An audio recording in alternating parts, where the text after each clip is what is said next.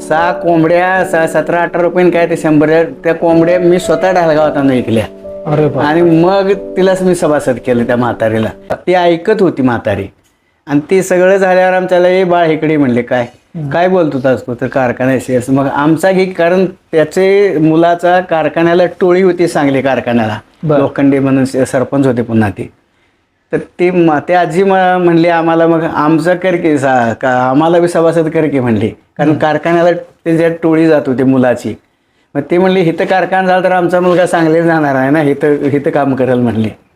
मग पैसे मग रविवार होता त्या दिवशी. मग ती म्हातारी थांबा म्हणली. मग थांबलो आम्ही. त्यानं 5-6 कोंबड्या धरल्या. बर. हां 6 कोंबड्या धरल्या.